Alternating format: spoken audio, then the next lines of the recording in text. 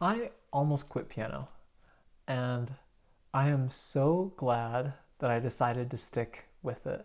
I felt like I wasn't seeing any progress. I was really struggling to sight read. It wasn't clicking for me. I couldn't figure out the rhythms. I feel like I always had to have my teacher like sing them for me so I could figure them out. I was struggling to read the bass clef in the left hand. It was just so struggling. And as a kid, we moved around a lot. I changed teachers a lot. And one time we moved, and I just felt like I just didn't want to look for another teacher. I just felt like I wasn't going to get any better, and that's what it was. But then one day, I decided that I wanted to learn the Entertainer. I just really wanted to learn that song. It looked so fun to play, and of course, I wanted to play it way too fast, and and I wanted to do it. And suddenly, as I was learning that piece, everything started to click. I started to understand rhythm and counting better. I started understanding how the notes on the page fit together.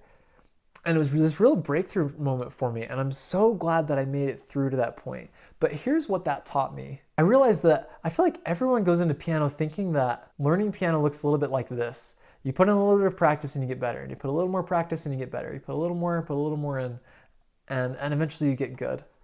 But I actually don't think learning really works that way. For me, at least, it's felt a lot more like this, where I feel like I'm kind of at one ability level, and then all of a sudden I feel like I have this little breakthrough. And then I feel like I'm still kind of the same, even though I'm working hard and I'm practicing. It's a little while before I have another little breakthrough moment, and it feels like it works a little bit more like this. And what's so frustrating is when we're caught on these plateaus where we feel like we're not making any progress, and we're putting in all these hours to practice. We think it's not going anywhere. But here's what I actually think is happening underneath the surface. I think in all of that practice time, we're preparing, we're building up some sort of potential to help us unlock those kind of discovery moments. I don't think those discovery moments happen without this kind of work period where we're working and we're practicing, but we're not seeing any progress. I really do think it happens. It seems to happen all at once. And so, for what it's worth, from this random guy on the internet and you clicked on this random video, I just want to say that I think you should keep going. I think you can do it. I believe in you. And maybe there's some sort of approach that needs to change for you to have that discovery moment here. But more than likely, you're probably just stuck in this kind of activation period where you're learning and you're growing, but it's not visible yet on the surface, right?